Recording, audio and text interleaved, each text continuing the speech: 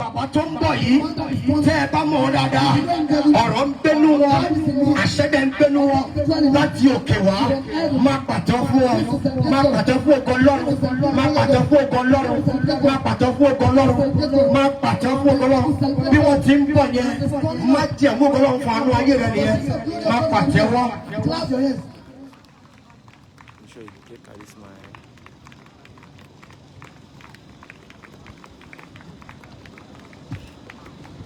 Hallelujah. I want to look good in Kolo and be somebody shout hallelujah. It's a season of praise. Ìwé oníwàásù orí kẹta sọ wípé gbogbo ló ní ìgbà àti àkókò àti àkókò fún iṣẹ́ gbogbo láti. Instrumental is supposed to be. Gbogbo ẹni tó dẹ̀ mọ̀ wípé àkókò yìí. Àkókò ọpẹ́ òun àkókò gbígbé Ọlọ́run ká ti tó nínú ayé òun. If you are part of this set of people tó wà ń bí lóru, can you shout a big hallelujah? Èyí tẹ́ ń dá mi lóhùn yẹn èyí ni mo bá wí gbogbo ẹni tó wà ń bí kọ́ lọ́lọ́run rán mi sí. Àwọn ìran ènìyàn kan wà tí Ọlọ́run rán mi sí. Listen to this. Ọ̀pọ̀ pọ̀ ní Samaria. Elijah sí oko Sarifati. There's a lot of people here this morning. Ṣùgbọ́n àwọn ìran ẹ̀dá kan wà tí Ọlọ́run rán wa sí. If God has sent us all the way from Ibadan to this place, it only means we are here because God's business is a serious business. So, ẹ̀yin ìran ènìyàn tí Ọlọ́run rán mi sí yẹn, can you shout a beautiful hallelujah?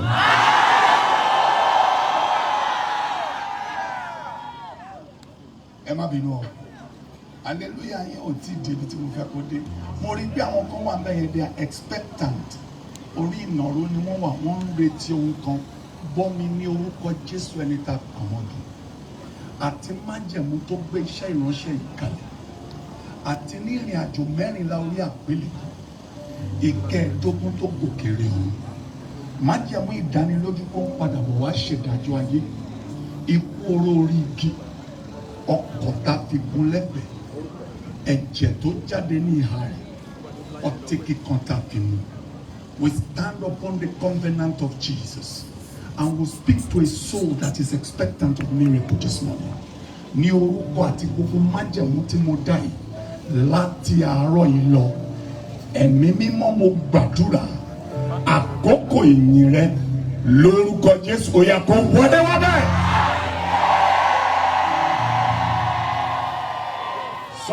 The Bible says, 1 Peter 4:11, it says, when we speak, we shall speak as an oracle of God.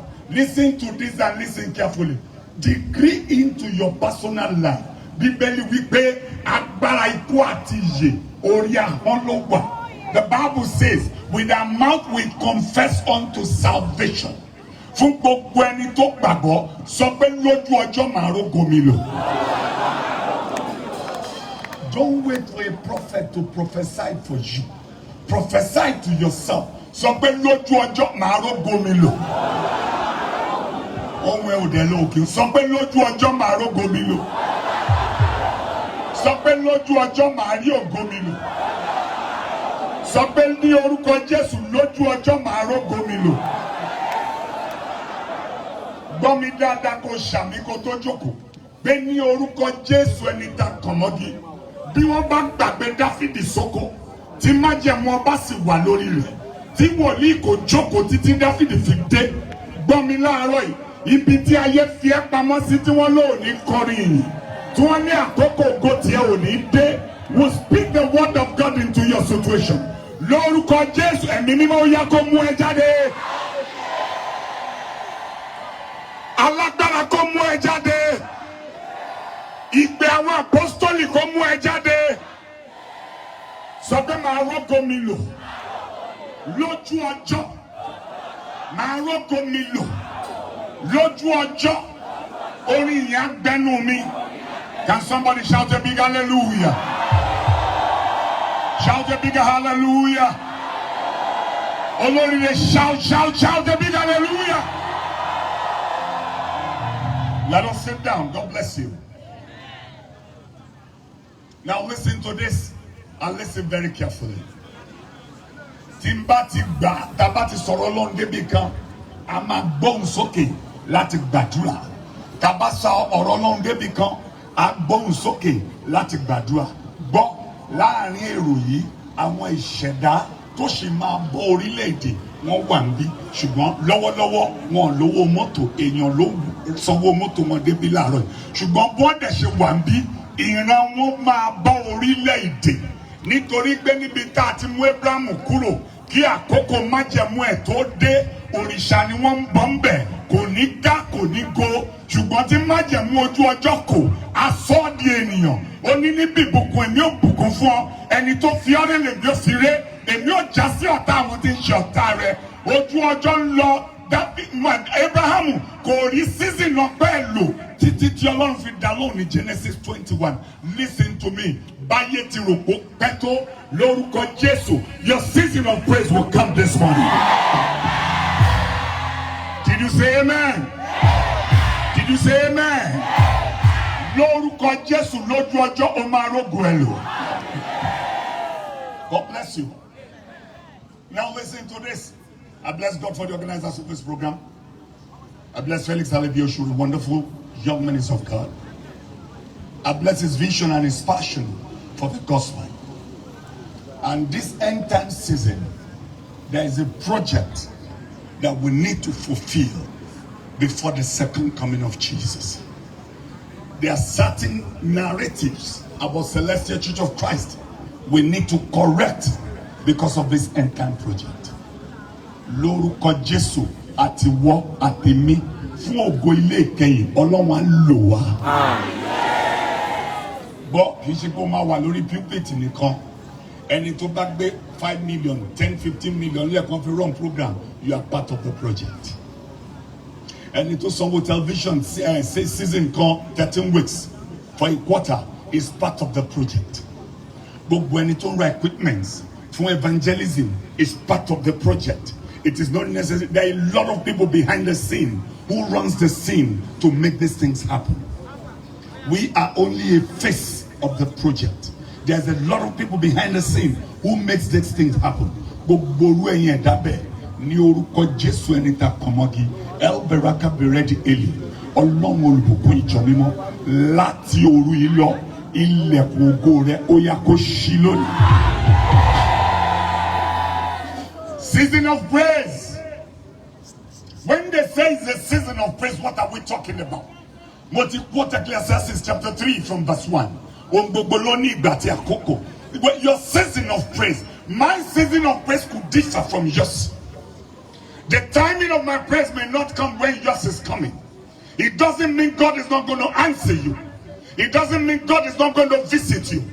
Gbọ́mi dáadáa níjọ́ tí Israẹli kọ Ọlọ́run ní ọba tí Sọ́ọ̀lù dé wọn ò rántí ilé Dáfídì.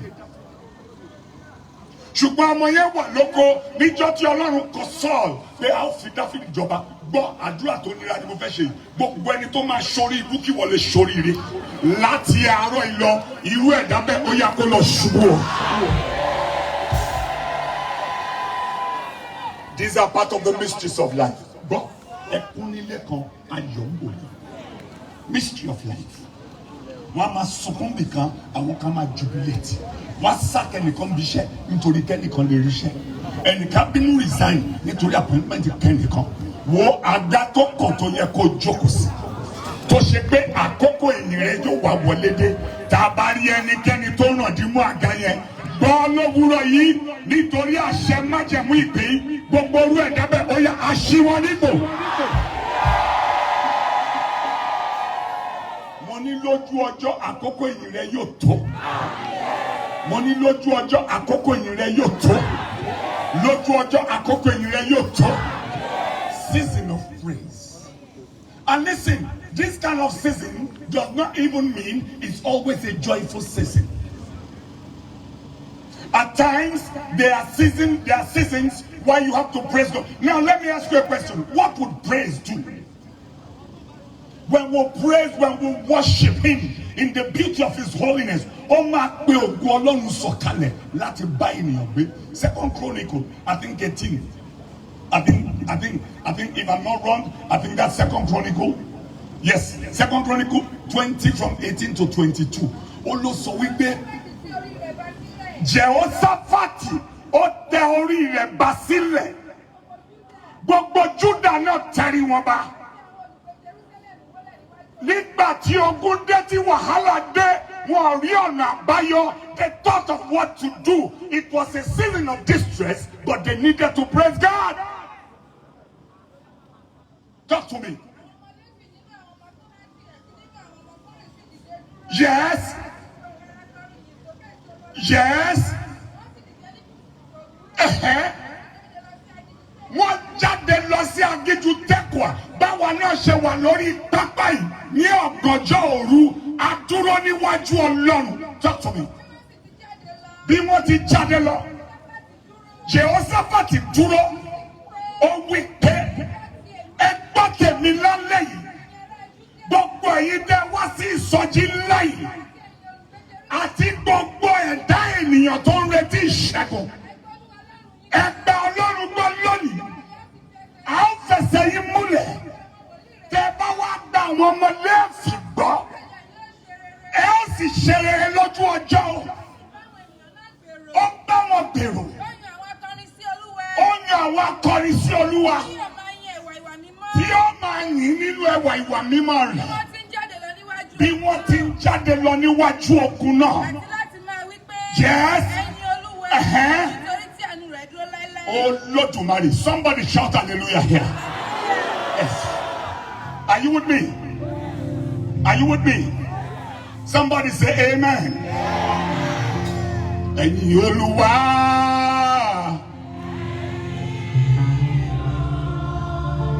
Fúnjọ́ akọ̀run wá mímọ́. Èèyàn mélòó sọ bẹ́ẹ̀? Jọ táyé kò lè fún mi. Let me hear you do it.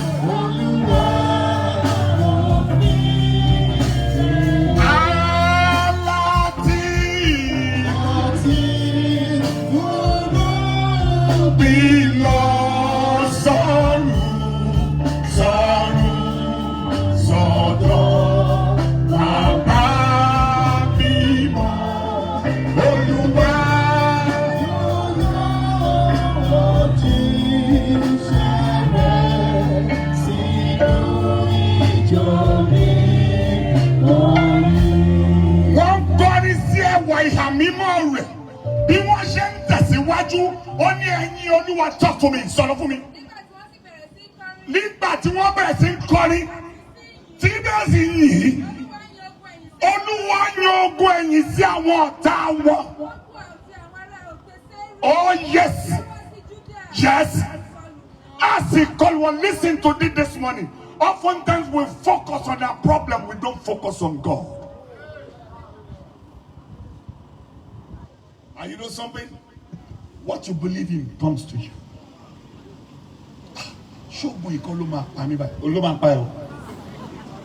Trust me. What you believe in comes to you. And listen, your greatest fear swallows you. Am I making sense to somebody here? If you feel it, somebody shout a big hallelujah. Olórí rẹ̀ bá mi ké hallelujah. Instead of you focusing on your problem, instead of you focusing on your challenges, focus to a season of praise.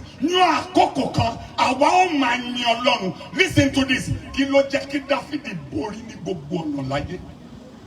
Kò sí ẹ̀ṣẹ̀ tí Sọ́ọ̀lù ṣẹ̀ tí Dáfídì ò ṣẹ̀. In fact, ẹ̀ṣẹ̀ Dáfídì tún pọ̀ ju ẹ̀ṣẹ̀ Sọ́ọ̀lù lọ. Ṣùgbọ́n ṣé mọ̀ tí Dáfídì máa ṣe? Gbogbo ìgbà tí Dáfídì bá ṣẹ̀ láyé kò ní kó wájú Ọlọ́run. Gbogbo ìgbà tí Dáfídì bá ṣàṣìṣe láyé iwájú Ọlọ́run ní dúró sí.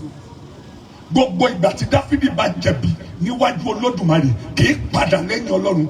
Abraham ṣẹ̀ ó sá pamọ́, Dáfídì ṣẹ̀ ó sá wá síwájú Ọlọ́run. You know what he said? Mo gbóhùn rẹ̀, ẹ̀rù bà mí, mo fara pamọ́, òun ò pààyàn. Ẹni tó pààyàn, wọ́n sọ pé ó ti pààyàn. nǹkan máa ṣe é ó dọ̀bálẹ̀ Psalm 51 ọlọ́run ṣàánú fún mi gẹ́gẹ́ bí ṣe fẹ́ rẹ̀ gẹ́gẹ́ bí ìrònú ọ̀pánú rẹ̀ ní ìrékọjá mi nù kúrò wẹ̀mí lé àwẹ̀mọ́ kó nu àṣedédé mi kí o sì wẹ̀mí nù kó nu ẹ̀ṣẹ̀ mi nítorí tí mo jẹ́wọ́ ìrékọjá mi ní ìgbà gbogbo ní ẹ̀ṣẹ̀ mi ń bẹ níwájú mi. You confess unto salvation. You need to come into an understanding why your season has to be a season of praise. It is not only when God does good to you.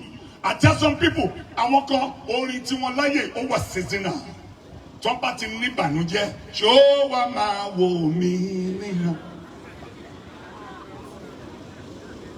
Àrántí bàbá rà, ọ̀pá àrò ìbárókú. Kí ló ṣàró?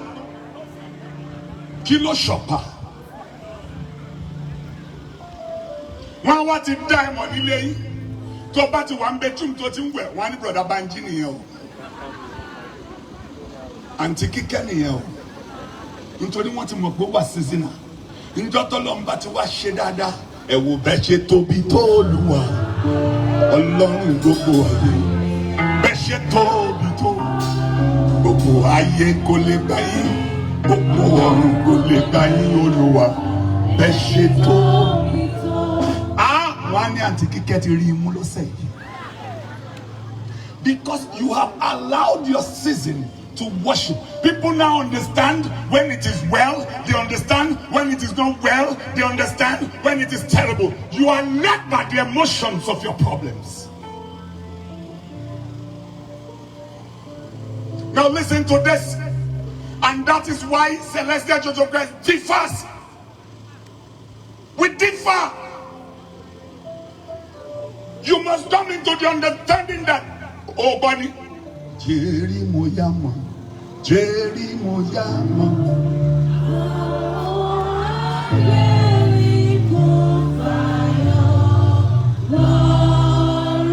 What go for you? Well, Miriam, Exodus chapter 15. Nígbà tí Ọlọ́run mú wọn ré kọjá aginjù, wọ́n mú kílẹ̀ wọn kọjá òkun pupa.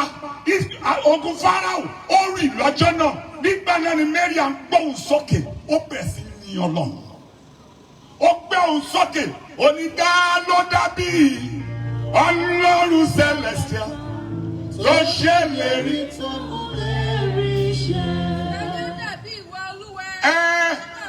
Nínú àwọn alágbára ta ló dàbí rẹ ológun ní mímọ́ ẹlẹ́rù nìyí. Oh Lord, I pray for you in the name of Jesus. Your season of praise will come today. Are you with me?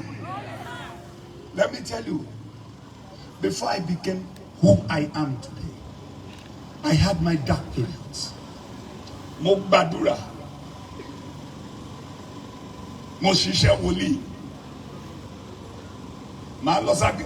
Timbati keye bati mo ti lọ agbèjì láyé evangelism tó bẹ̀rẹ̀ àti lé ní 5,000 times before evangelism came. And don't forget, this evangelism every one of us is enjoying today. I was one of the people who paid the price. What me? Prophet Gabriel Evans. What me? In Celestial Church of Christ, there was no evangelism. Evangelism compare lower. Eti ba bo shofa ba she ni Ketu àbí ní Makoko. Tí Ọ̀yọ́ state bá fẹ́ ṣe ìrere, bàbá Ọ̀ṣọ́fà máa wá sí Mako hall, wá ṣe sọjí fún wa Ìbàdàn. Tí Oǹdó bá fẹ́ ṣe ìrere, bàbá Ọ̀ṣọ́fà máa lọ. Evangelism was not decentralized. No. It was a one-way thing. You know something? Bó ṣe yí àwọn bàbá wa ni. Ẹ mọ̀ pé church kan náà wà, wọn kì í wàásù ní church wọn. Wọ́n máa ṣe kí lórúkọ tí wọ́n máa ṣe projector, thank you. Wọ́n gbé projector wá, wọ́n stream into pastor, general overseer, wọ́n bá minister ní gbogbo wọn máa gbọ́ all over Nigeria. Church yẹn wà níbí, àwọn náà wà lọ́nà express. I don't want to mention names here. Are you with me? That is what they listen. Bó ṣe yé wọn nìyẹn. In the days of old, in Celestial Church of Christ, revival evangelism was not decentralized. No, Baba Ọ̀ṣọ́fà will come. Same thing Baba Bada was doing. Difference kan péré ló wà nínú ti Baba Bada. Àwọn Baba Jesse ló máa kọ́kọ́ máa pariwo ìsọjí, wọ́n máa ṣe prayer ministration kí Baba Bada tó kó tó wáyé. When Baba Bada was on the throne I think in April 1993, church mi fẹ́ ṣe ìsọjí. Mo wá kó ọ̀rẹ́ mi méjì mọ́ aláfẹ́ ṣe ìsọjí ìta gbangba. Lábá lọ state meeting ní Yemẹtu lọ́yọ̀ state. Wọ́n bá ní ń gbọ́ ẹlẹ́fẹ́ ṣe ìsọjí. Ẹ mọ báwọn bàbá ṣe máa ń sọ̀rọ̀. Ó lè ṣe bẹ́ẹ̀. Ẹ ṣe ni. A ti ṣe poster. Àṣẹ nìkan poster dàmú lọ church kan ó ti mú wá meeting. Ó ní poster wọn rèé. Eléyìí náà ń pèrè evangelist. Eléyìí náà ń pèrè evangelist. Àwa mẹ́ta la wà ní poster yẹn. Eléyìí náà ń pèrè evangelist. Ìjọ ọmọ tó fọ́ ni àwọn ọ̀rẹ́ mi méjèèjì wọ́n deny mi. Wọ́n ní àmọ̀gbà tó mú fótó wa o. Mo wá tún wò wọ́n lójú pé are you kidding me? Wọ́n ní ẹnu tẹ́ fi lọ announce the radio yẹn ní tẹ́ fi lọ announce padà pé ṣe sọ́jí mọ́ o. We went back to BCOS, kò tí ì sí radio station tó pọ̀ yàrá báyìí. A padà lọ sí BCOS, Olúyọ̀lé FM. A padà lọ announce pé kò sí sọ́jí mọ́. Bàbá Ṣọ́bùwálé ti kú, but Máforíkàn ní state evangelist. Máforíkàn, Adékànbí àti Bàbá Tákọ̀yà. Ní ọjọ́ ìsọjí gangan, ní aago 3 sí 4, wọ́n dé sí church wa pé bóyá wọ́n máa ṣe. Wọ́n bá wà nínú church tá ń gbàdúrà lọ́wọ́. Ó gbọ́n tó ń sọ fún wa ni, wọ́n ní Ọlọ́run yọ. Ẹ bá jẹ̀bi lónìí. Not knowing that at the end of the day, the mainstream for Celestial Church of Christ is evangelism. Today, who can stop the fire? But we had a vision ahead of time that we think this is the best way out. You can decentralize it, you can do this, you can do that. You can so tough when let your duty multi call one year or take me another 11 years to come out. Mo ṣe àwẹ̀ àti àdúrà for 90 days. Nígbà tó pé 83 days, mo lọ sí Catholic monastery ní Enugu State. Èmi àtàwọn Catholic monks, a wà ń bẹ̀ for 7 days. Mo ń gbàdúrà, mo ń climb òkè. Nígbà tí mo climb Station of the Cross mẹ́rìnlá, orí ẹlẹ́kẹrìnlá mo bú sẹ́kùn. Àwọn èèyàn fẹ́ máa pet mi, priest yẹn sọ pé don't pet him. These were Catholic monks. Don't pet him. Mo sunkún yẹn ó ní àwọn máa dúró dèmí nígbà tí n bá sunkún tán. Nígbà tí mo sunkún tí mo yó, man priest yẹn bí mi léèrè, ó ní are you ready? Mo ní yes. Ó ní yeah, let's go. Mo bá padà lọ sí 15 station. Nígbà tá a parí ẹ̀tàn tá a ń sọ̀kalẹ̀ bọ̀, Catholic priest wa mú mi lọ́wọ́ dání. Ó ní you know something? There is a season of trial. You have just overcome your season of trial.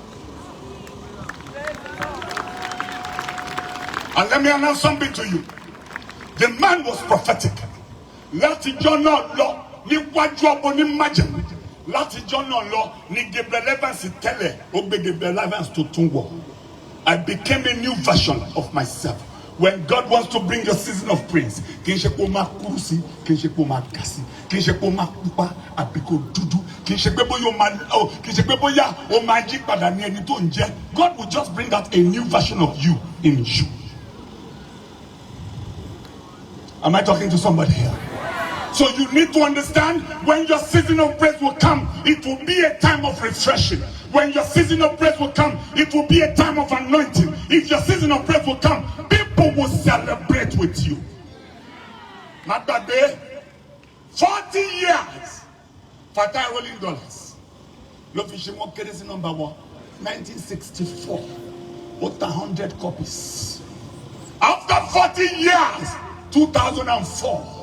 Kò kú, kò rọ lọ́wọ́, kò rọ lẹ́sẹ̀, nǹkan kan ò ṣe. Season of praise day. Record total 100 copies ní 1964.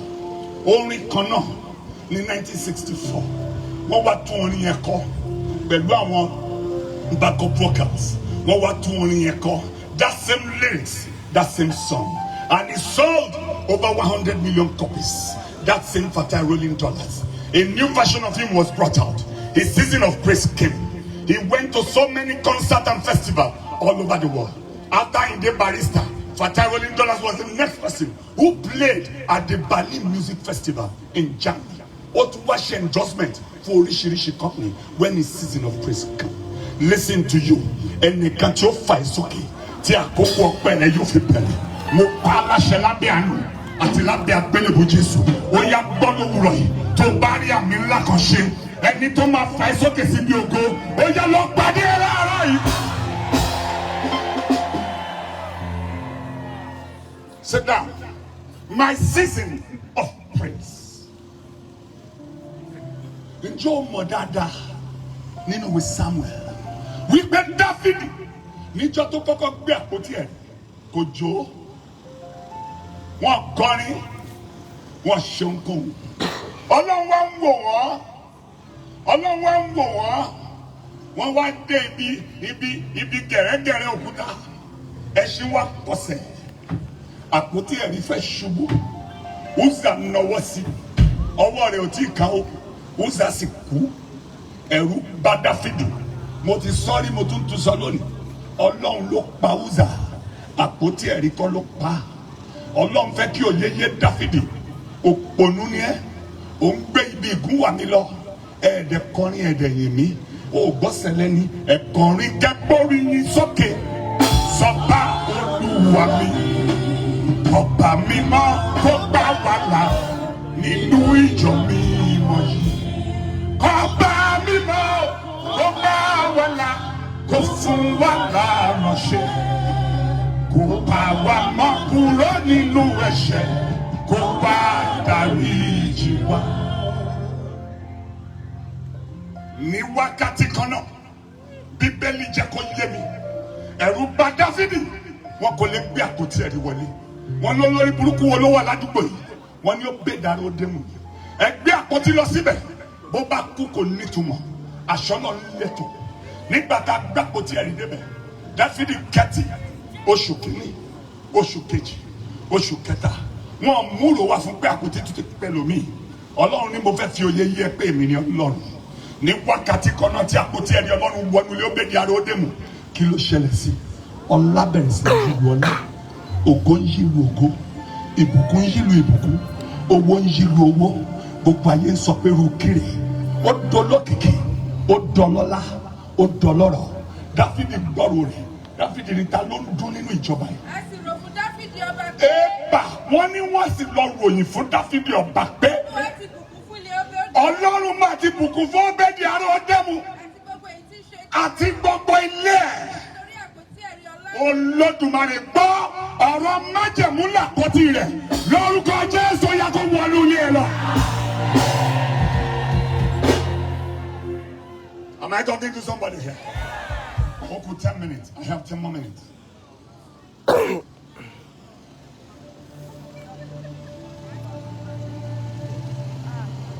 Màlẹ́kà mímọ́, wọnú ilé wa. Èèyàn mélòó sọ bẹ́ẹ̀? Èmi ti ṣoríire, bàbá ló sọ fún mi. Èèyàn mélòó sọ bẹ́ẹ̀? Màlẹ́kà mímọ́, wọnú ilé mi wá. Láti wá mi ṣe. Gbọ́ mi dáadáa lówùúrọ̀ yìí. Agbára ọ̀rọ̀ tó gbé àpótí ẹ̀rí dání. Lórúkọ Jésù yá kó wọnú ilé ẹ lọ. Your season of praise will begin today. Your season of testimony will begin today. Your season of new life will begin today. In the name of Jesus. Are you with me? A sì gbúrò rẹ̀, ariwo sì sọ. Dáfídì ní ha mo gbé. Ó padà lọ. Ó ní ẹ lọ gbé àpótí wá. Ó gbọ́ tó wá ṣẹlẹ̀ níjọ́ tó ń lọ tún àpótí gbé ni. Tó bá ti rìn síwájú díẹ̀, wọ́n á rúbọ. Àjò ẹ mọ̀ kó lè ní Dáfídì. Ó wò pé gbogbo ohun tó gbà la máa fún lónìí. Àpótí tí mo kọ́kọ́ gbé tí ò ní túmọ̀. Àṣàpótí níyì jù báyìí lọ. Tó bá tún rìn síwájú díẹ̀, a tún yin Ọlọ́run, a tún jó, wọ́n á tún mú ẹran, wọ́n á tún dùn, wọ́n á tún rúbọ. Ó ṣe. Nígbà tí àwọn ènìyàn tó rí àpótí ẹ̀rí Olúwa bá sì ṣí ẹsẹ̀ mẹ́fà. Bẹ́ẹ̀ni. Wọ́n sì fi màálù àti ẹran àbọ́pa rú. Olódùmarè. A sì fi màálù àti ẹran àbọ́pa, a sì fi rúbọ sí Ọlọ́run. Tó bá tún ti gbé ẹsẹ̀ mẹ́fà mi, a tún fi rúbọ. bẹ́ẹ̀ ló ń jó ó jó débì kan ó bu àgbádá ó jó débì kan ó bu aṣọ inú ó dé débì kan ó bọ́ ṣòkòtò. ǹjẹ́ o mọ orújó tó ń jó tí ìyàwó ẹ̀ fi dúró lójú wíńdò tó fi wò pé rádaràda wo ló bá ń ṣe ṣọ́ba wa ya wèrè àbọ̀ bá mọtí líle ṣùgbọ́n ṣé o mọ tó fọ́ nìyí woman yẹn ò lè tó màkì. It became an irritation unto the woman, not knowing the hand of God was there. There are certain things we do in life that nations and people will condemn us, not understanding that in that kind of a situation, there is a hand of God. You know the problem we have? The major problem we have today as Christians, in quote, as Celestials, is because we are too carnally minded to understand the concept of the Spirit. Stand up, I'm done. Come. First step, as a man, see what you come. I want to finish season of praise.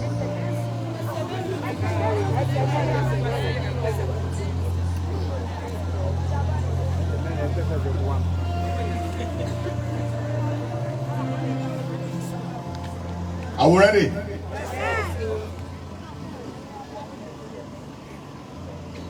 ẹ mọ̀ pé gbogbo èèyàn kan lọ́lọ́run rán mi sí ẹ má gbàgbé ẹ̀yin tí Ọlọ́run rán mi sí ni mo bá sọ dẹ̀ má gbàgbé God is a serious businessman àwa tó rán níṣẹ́ we are serious minded people. Yeah, there are some idiots among us, there are some stupid fellows among us tó ń jẹ́ kó máa fojú ìrora wò wá ṣùgbọ́n síbẹ̀síbẹ̀ Ọlọ́run lọ́wọ́ máa jẹun. Bọ́mi dáadáa tí n bá kúrò nílé Ìbàdàn tí mo ń bọ̀ lẹ́kọ̀ọ́. Listen, not because I love Alebiosu, no, because I'm coming to a service to God. The Holy Spirit mandated the shepherd to invite me to minister. Last year you didn't see me here because God has not mandated me to come. Bọ́mi, mo ti dé Sango. Ní bọ́dà ní gate Sango ọ̀tá yẹn mo ti débẹ̀ níbi tó gẹ̀ thank you ọmọbìnrin kan wá dá mi lóhùn mo wá ní jọ Ìjàyè là ń lọ níbi kílọ̀kọ̀ police station yẹn Àyìnlá police station ó ní ẹ jẹ́ páàkì kẹsùn God is here ó ní ẹ jẹ́ páàkì kẹsùn mo lóorun kẹ ó ní nítorí ẹ ti kọjá bí dẹ́n lọ bàjẹ́ o. Another woman wonder no we pay. Oh, rí pé wọ́n lọ program mi yóò raṣọ lọ́rùn mi. And the road was terrible. We had to turn, we had to navigate. We had to start to make calls for people to lead us. And some people now came from the committee here to pick us by the road. And they led us here. You think if I don't believe God is going to do something this morning, do you think I'll be here? I don't waste my time. Oh yeah, I don't. So if I am here, èèyàn méjì mẹ́ta kan wà níbí tọ́lọ́run rán mi sí. Dẹ̀ gbọ́ mi dáadáa. Bó bá ṣe papò tí ẹ̀rí oṣù mẹ́ta ló lò ní lóbedí ó dé mu. Tí ariwo èyí fi jáde láti inú ilé rẹ̀. Gbọ́ mi lówùrọ̀ yìí. Kí oṣù mẹ́ta tó pé. Irú kòtò tó wù kó wà. Irú ìbànújẹ́ tó wù káyé fiẹ́ sí. Inú yàrá ìbànújẹ́ tó wù kán fiẹ́ pamọ́ sí. Gbọ́ mi lówùrọ̀ àkókò ìyìn rẹ. I decree in the name of Jesus Christ of Nazareth, your season of praise will come today. Are you ready? Are you ready? Let me sing this song so that you can understand that we do nothing on our own. Are you here? Amen. Are you with me? Ó ní ìwọ lójú tí mo fi ríran. Ìwọ ní kọ́kọ́rọ́ tí mo fi ń ṣílẹ̀kùn. Ìwọ lórí tí mo ń kọ́. Iná ayé ẹ ò jẹ́ kó jó mi. Kí ni mo ní tí mo lè mú wá o? Mo gbọ́lẹ̀ mo yíká bàbá. Ọlọ́run mi. Ọlọ́run mi o. Ọlọ́run mi. lójú tí mo fi ríran. Ìwọ ní kọ́kọ́rọ́ tí mo fi ń ṣílẹ̀. Ìwọ lórí tí mo kọ́. Iná ayé ẹ ò yẹ kó jó mi. Kí ni mo ní tí mo lè mú wá o? Owó lẹ́ẹ̀mú yíká bàbá Ọlọ́run mi. Bọ́ kó ṣàmì kan ká tó bẹ̀rẹ̀ àdúrà. Mo ní lójú ọjọ́ àkókò ìyìn àtọ́jọ́ ìyìn rẹ ó yá kó wọlé dé lónìí. Listen, ayé lè sọ pé kò ṣeé ṣe. Celestians, ọ̀rọ̀ adéjú kan mo ń sọ yìí o, ọ̀rọ̀ odò kan ni mo ń sọ. It's part of our tenants. We do it from time to time. But you know one thing? The Bible said, in the city of Ephesus, the word of the Lord grew every day. Today, mo sọ lórúkọ Jésù àti pẹ̀lú gbogbo ìpè tó jókòó yìí pé ní orúkọ Olúwa Ọlọ́run àwọn ọmọ ogun àkókò ìyìn rẹ ó yá kó wọlé dé. Ó yá fẹ́ rí ọ o, òkun ọ̀run máa. Èèyàn mélòó ló sọ bẹ́ẹ̀? Fẹ́ rí ọ o, òkun ọ̀run. Ẹ̀mí mímọ́ sọ̀kalẹ̀ tí ògo ọ̀run ayé. Táyì tó ṣe ìmọ́lẹ̀ mímọ́ sí alágbára sọ̀kalẹ̀. Èèyàn mélòó wà mí? Tí ògo ọ̀run ayé. Táyì tó ṣe ìmọ́lẹ̀ mímọ́ sí Jésù Kristi sọ̀kalẹ̀. Tí ògo ọ̀run ayé. Táyì tó ṣe ìmọ́lẹ̀ mímọ́ sí. Olúwa dìde o, Olúwa dìde. Ta ni àkókò ìyìn rẹ̀ fẹ́ wọlé? Ta ni ẹ̀dá ènìyàn tó fẹ́ bọ́ lóko ìgbèkùn? Ta ló fẹ́ kí gbogbo ènìyàn bó ń ṣọpẹ́? Wípé wo ẹni tí Ọlọ́run kọjú sí ṣe lóore. O gbọ́dọ̀ gbé adẹ́dá, o gbọ́dọ̀ gbé aṣẹ̀dá, o gbọ́dọ̀ gbé ẹ̀mí inú ènìyàn, ẹ̀mí àwọn wọ́ọ̀lì, ìgbé àwọn apọ́sítọ́lì. O gbọ́dọ̀ gbé lákòókò yìí. Ká lè sọ nígbà tirẹ̀ wípé agbára jíǹde wọ̀ láàyè síbẹ̀ kí àkókò ìyìn rẹ kó sì lè dé. Mo ní Olúwa dìde o. Olúwa dìde o. Ayé retí ògo rẹ o. Àyípadà rere ni mo fẹ́ o.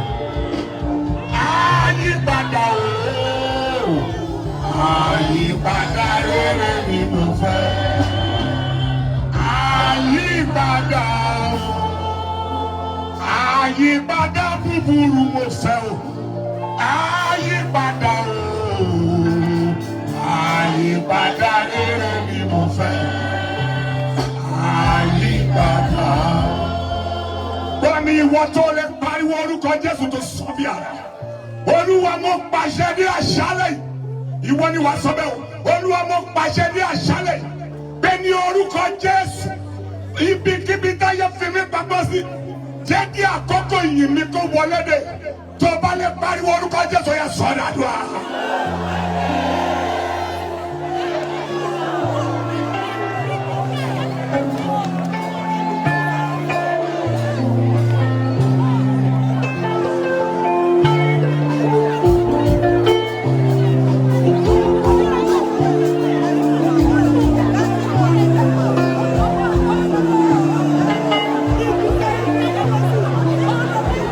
Jésù Olúwa wa. Ẹ̀yin mẹ́ta bẹ ṣàmì yẹn ó yá àkókò ọgbà yìí kò dì. Ṣé kí n sọ tọ́ fún ẹ? Àwọn mẹ́ta yẹn ló ní àmì yẹn. Trust me. Ojúmọ́ tó ń ṣe ẹfẹ́ ní yẹn lè tiẹ̀. ìwọ lọ́mọ bí tó ti fẹ́ bọ́ lọ́wọ́ ẹ̀ pàdé. Focus on the cross and leave distractions. Kí ló jẹ́ kí Jacob lálùyọ? 3 days of Jacob. He took away distractions. He had determination. Defeat was not an option. Am I talking to somebody here? Are you with me? Ta lẹni tó sọ pé mi ò lè ní lárí? Ènìyàn ló sọ kọ́kọ́ mi ò lè já síbẹ̀. Wòlíì ló sọ pàdé mi ò lè ní ìtumọ̀. Kíyèsí Ọlọ́run ló sọ bẹ́ẹ̀. Tí wọ́n bá tiẹ̀ ti wá sọ bẹ́ẹ̀ tó wá ṣiṣẹ́ láyé rẹ̀. Revelation 12. Ó ní a sì ṣẹ́gun draconi náà nítorí ẹ̀jẹ̀ ọ̀dọ́ àgùntàn àti nítorí ọ̀rọ̀ ẹ̀ ìmọ̀. Wọn kò sì fẹ́ràn ẹ̀mí wọn títí tó fi dójú ikú. Ó ní a sì lé olùfisùn náà jáde. Sátánì ejò láíláí ẹni tí ń fi àwọn àyànfẹ́ sùn níwájú Ọlọ́run lọ́sàn-án àti lóru. Ó gbọ́ tọ́mọ lórí ẹ̀ sọ ni. Ó ní mo ti jìyà púpọ̀ ọkọ tó yé mi. Bọ́wọ́ ènìyàn kì í ṣohun ọ̀dọ́. Amen. Amen. Oníṣọ́ba tó dùn ṣọ́ba òun níran ni. Oníṣẹ́ tó dáhùn àwa wò ń kí àbúrúkú ìjẹun gbé. Ṣùgbọ́n ó mọ tí mo mú bẹ̀. Mo ti jìyà púpọ̀ ọkọ tó yé mi. Bọ́wọ́ ènìyàn kì í ṣohun ọ̀dọ́. Gbogbo àwọn òdì tó ti sọ̀rọ̀ sí wáyé. Tó wá fi ẹ́ pamọ́ tòkòtòkò tí àkọ́kọ́ ìyìn rẹ kò sì jáde. Gbọ́ ìwọ tó gbá ìpè gbọ́. Èmi àti gbogbo ìpè tó wà lórí ilẹ̀ yìí. Lórúkọ Jésù, ẹ̀jẹ̀ Jésù ó yẹ kó wọ ẹ̀ mọ́ra rẹ̀.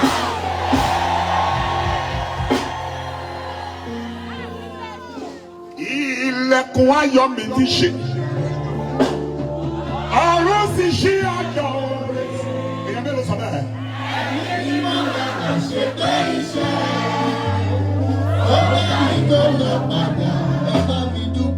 Amen. Your season of praise, we want to activate God in you. Listen, you could be a Christian. You could be a church goer. I don't love to use the word born again. I love to use the word Christian. You could be a Christian. You could be a church goer. Whichever category you fall into, you need somebody to activate you. Gbogbo náà tó wà níbi ká fi ṣe crusade bí wọ́n ṣe ṣe gbogbo wáyàrì yẹn tán tí wọ́n bá switch on inú àpọ̀ máa wò lásán ni. You need an activation. And this morning, by the power of the Holy Ghost, by the name of Jesus, by the power of the resurrected Christ, lówùrọ̀ yìí ẹni tó láyé àtọ̀ ó yá kó jí ẹ̀ nìyẹn.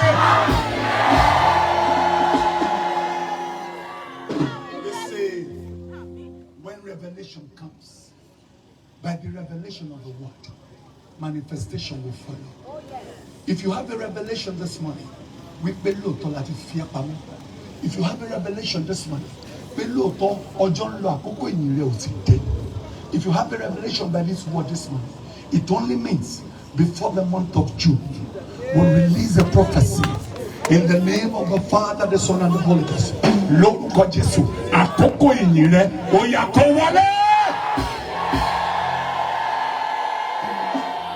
Are you ready? Ojú àmì kù méjì gbèrè sọ pé Olúwa. Èèyàn mẹ́rin ni mo gbóhùn sọ pé Olúwa. Ó ní ẹ jẹ́ alágbára nínú Ọlọ́run. Tó bá jẹ́ alágbára tó dẹ̀ mọ̀ pé alẹ́ yìí orin ìyìn rẹ àti àkókò ìyìn rẹ gbọ́dọ̀ bẹ̀rẹ̀. You must be fearless. Sọ pé Olúwa. Ní orúkọ Jésù. Èmi Gabriel lẹ́fà. Mo ti dúró ti pẹ́. Jẹ́ kí àkókò ìyìn mi kó bẹ̀rẹ̀. Listen, at the beautiful gate, 40 years. At the pool of Bethsaida, 38 years. With Sarah and Anna, over 30 years. Listen to this. Zachariah and Elizabeth, over 45 years of waiting.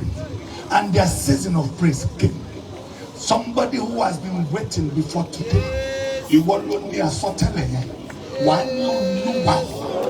Mo ti dúró ti pẹ́. Nípa májẹ̀mú òru. Àkókò ìyìnrí bẹ̀rẹ̀. Nawọ́ sókè kó pe orúkọ Jésù.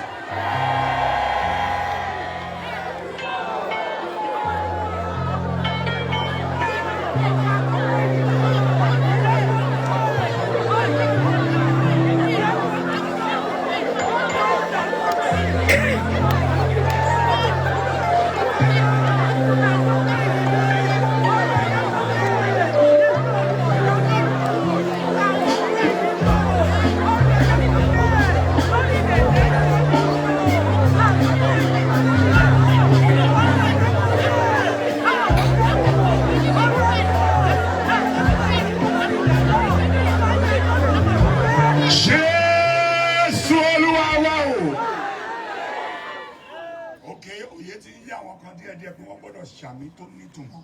Jésù Olúwa wa o.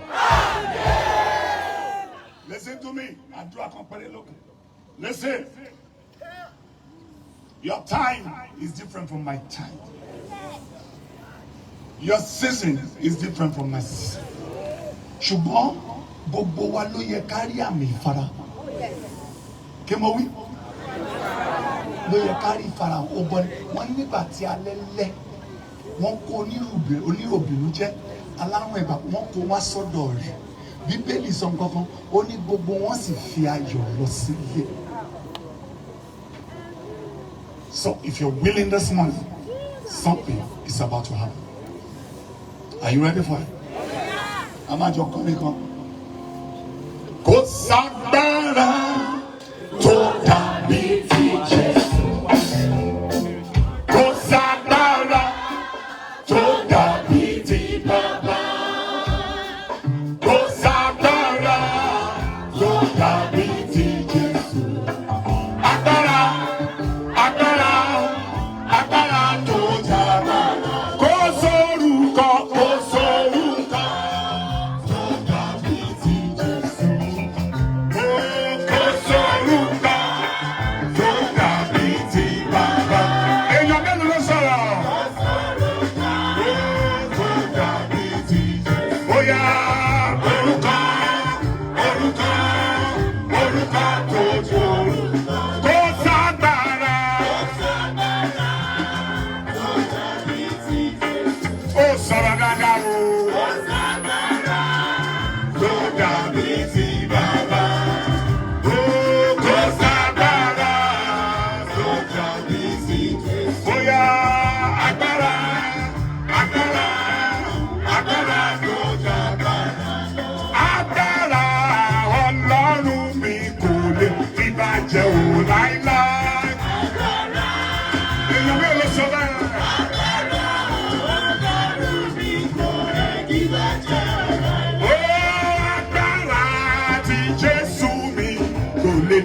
Jẹ́ o láíláí.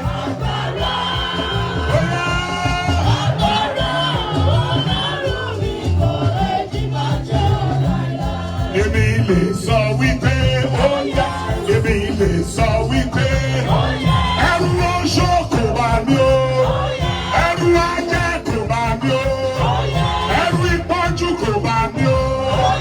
Ẹrù àìsàn kò bá mi o. Dada ṣe kò bá mi o. Tolókùnkùn kò bá mi o. Agbára Ọlọ́run mi kò lè jí bàjẹ́ o láíláí. Èèyàn mẹ́rin ló sọ bẹ́ẹ̀.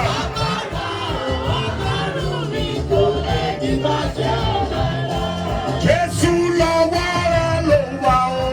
Bàbá lọ́wọ́ rẹ̀ ló wà bàbá.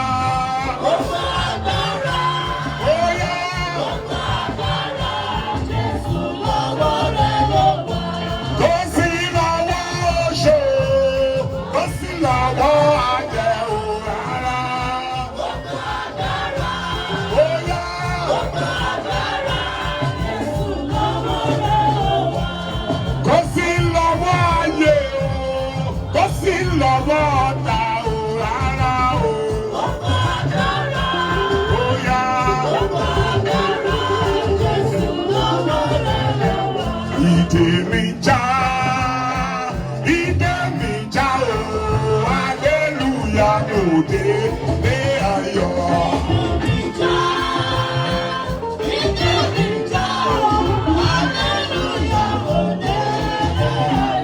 ìdè mi já, ìdè mi já o, hallelujah òde ní ayọ̀.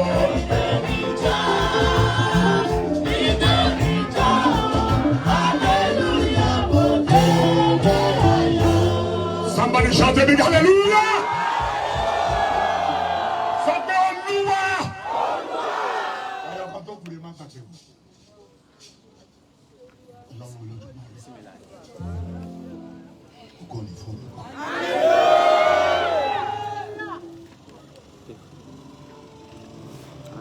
Thank you, Jesus. Ẹ̀yọ́ kan tó kúrè. Jẹ́ kí ògo rẹ̀ yọ. Ìyanu ṣẹlẹ̀, ayé retí ohun tí mo mú bọ̀ lọ́dọ̀ rẹ̀. Let your power flow in this place. Let your healing come in this place. I ask for signs and wonders in this place. Let your power flow in this place.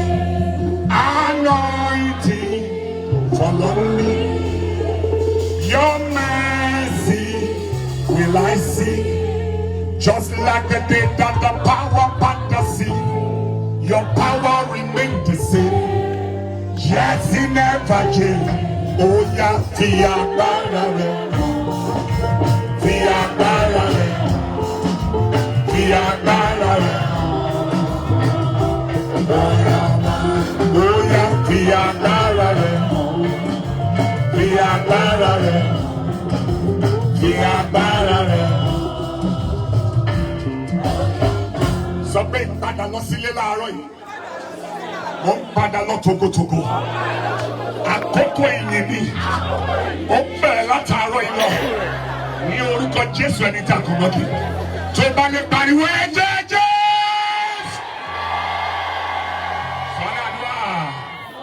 Èèyàn mélòó ló ń gbàdúrà yẹn? Èèyàn mélòó ló ń gbàdúrà yẹn?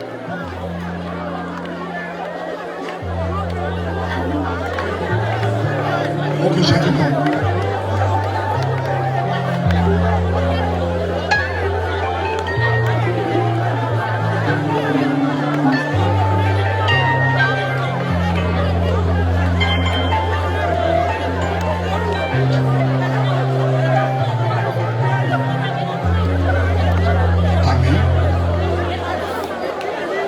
Àmín. Àmín lórúkọ Jésù. Ṣé rí pé èèyàn mẹ́rin ló tún ṣàmì? Ẹ má jẹ́ kí nǹkan burúkú mọ́ yín lára. Àmín lórúkọ Jésù.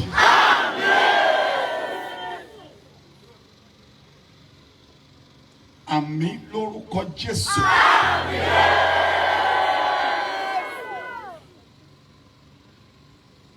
Ọlọ́run onímájẹ̀mú ńlá.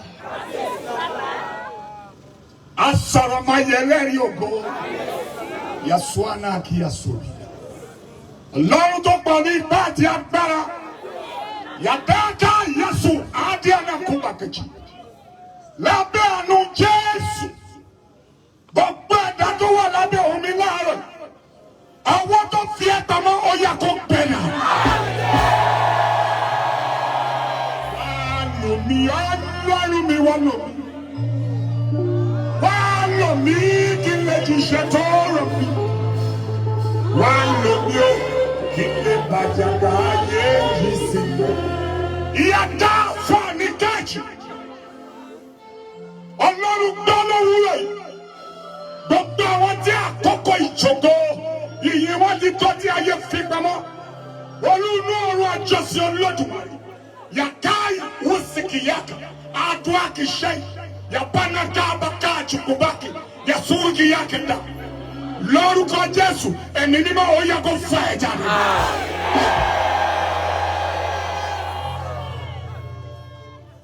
Open your eyes, listen to me. Hello. Hello, somebody. I don't want to know the category you belong.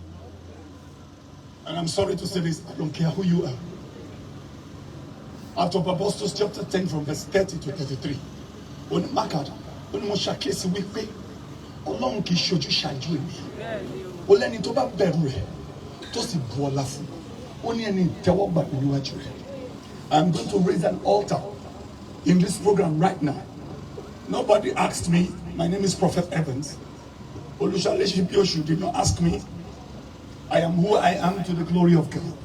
I'm going to raise an altar of 100 people who their season of praise will come. I am taking my calling as a minister of the gospel of Jesus in the last 35 years to tell you this morning. Wípé kó tó di June, àkókò ìyìn rẹ lórúkọ Jésù yóò sì wọlé wá. I'm raising an altar for 100 people who will give me 2,000 naira. 1, 2, 3, 4, 5, 6, 7, 8, 9, 10, 11, 12, 15, 16, 17, 18, 19, 20, 21, 22, 23. Can to proceed? Not me need pay 1,000 naira. Me need pay 500. In total, only can pay. I didn't call 5,000. I didn't call 10,000. I could call those numbers. And there she drew that jade at that for you. I want to one lot of money, but on borrow here. Okay, follow look here. 29, 30, 31, 32, 33, 34, 35, 36, 37, 38, 39, 40, 41, 42, 43, 44, 45, 46, 47, 48, 49, 50, 51, 52, 53, 54, 55, 56, 57, 58, 59, 60, 61, 62, 63, 64, 65, 66, 67. Ohun mi ń dọ́dọ̀ ẹ máa jáde bọ̀. Àwọn òní yé méjì. Wọ́n yóò kúnlẹ̀ ṣèbùté òfò. 68, 69, 70, 71, 72, 73, 74, 75, 76, 77, 78, 79, 80, 81, 82, 83, 17 to go, 16 to go, 15 to go, 14 to go, 13 to go, 12 to go, 11 to go, 10 to go, 9 to go, 8 to go, 7 to go, 6 to go, 5 to go, 4 to go. Sáré ni o mo máa dádúró tó bá ti dórí wa. 3 to go, 2 to go, 1.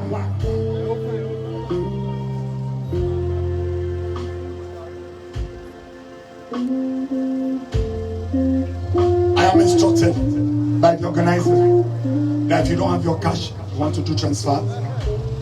Those who want to do transfer and don't have cash, they can come and do it. Listen, listen to me carefully.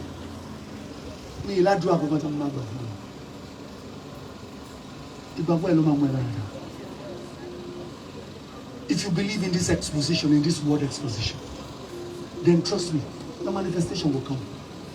I'm not going to call heaven to come down. Do you understand what I'm saying? I'm not going to do any magic here. I'm not doing any magic. You go to each your club, you spend more than 2,000 naira.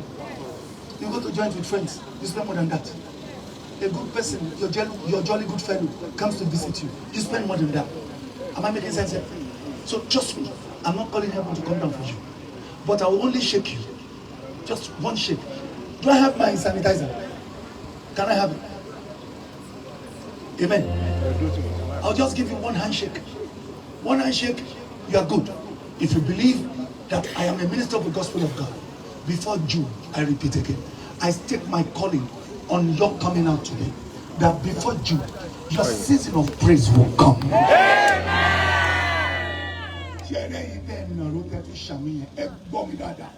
Ọlọ́run rí àníyàn ọkùnrin ṣùgbọ́n ẹ̀yin kan wà tẹ́ ẹ ní tó ṣe bá kágbọ̀n mi bọ́lá ń ṣe da yín ní ẹ̀mí ìbínú ìsọ̀rọ̀ ṣùgbọ́n ṣe rí gbogbo ẹ̀yin tí ẹ wà nípò ibi táyé fi pamọ́ sí tí ò ní tí mi ìdẹ̀ ní pè less than this torí tọ́lọ́ ní kí n pè ní mo pè èmi ò lọ sí program ní ma ní 100 naira máa sáré bọ̀ Ọlọ́run fún mi lórí ọ̀fẹ́ tọ́lọ́run fún mi mò ń ṣe.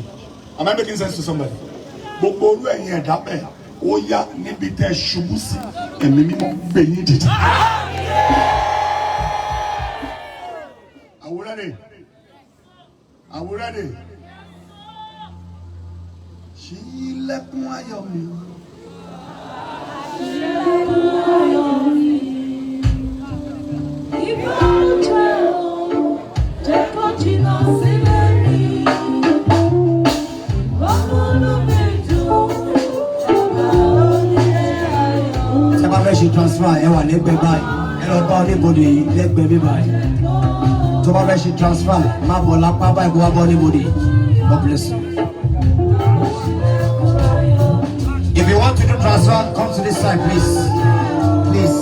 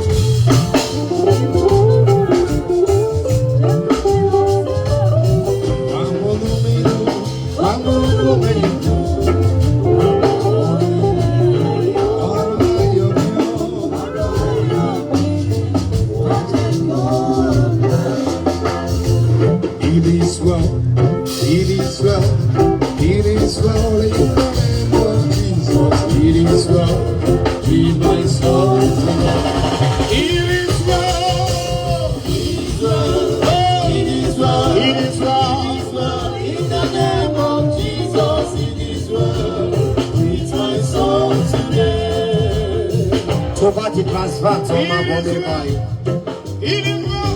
Tó bá ti transfer máa bọ́ báyìí.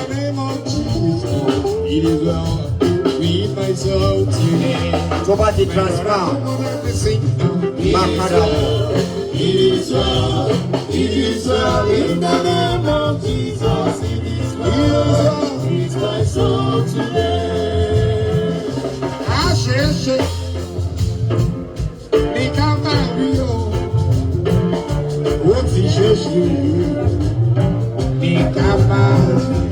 Listen, what is she?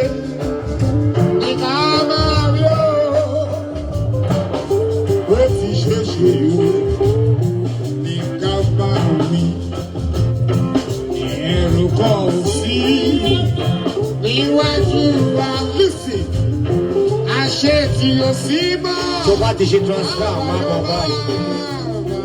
Tó bá ti ṣe transfer máa bọ̀ báyìí.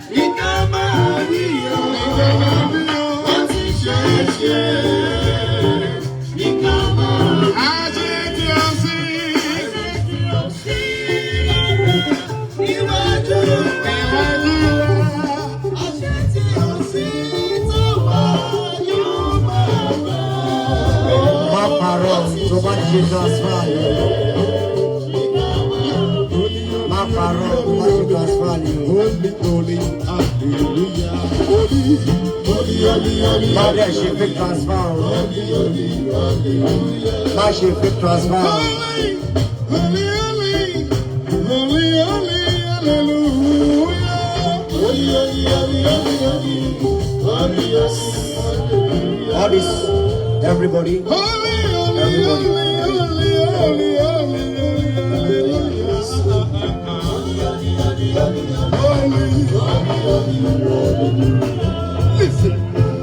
Strategy transfer. Praise the Lord wherever you are. Holy,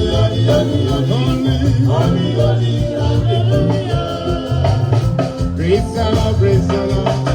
Praise the Lord wherever you are.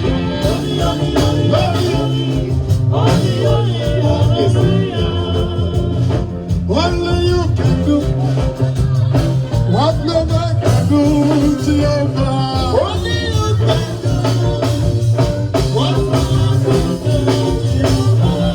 Only you can do what no man cannot do to your God. Only you can do what no man can do to your God. Listen, only you can change every situation at all, Jehovah. Only you can do what no man can do, Jehovah. Listen, only you are capable, only you are durable, only you are mighty. Only you are capable, only you are touchable, only you can do what no man can do, Jehovah.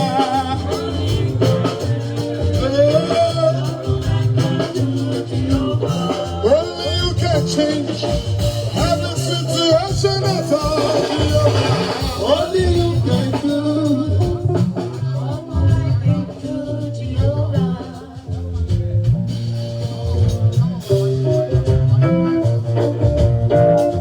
Only you can do what no one can do, Jehovah. Thank you.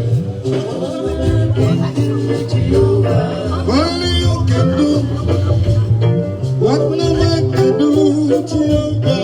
Only you can do what no man can do, Jehovah. Only you can do what no man can do, Jehovah.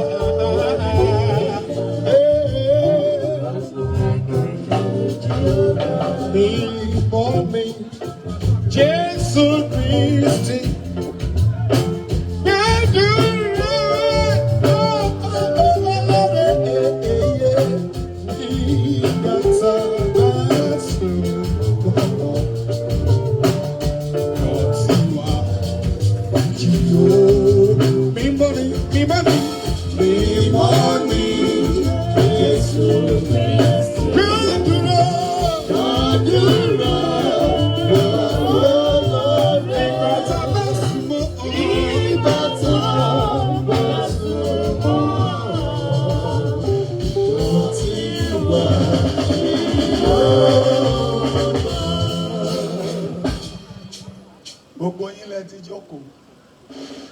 This is wonderful. Okay.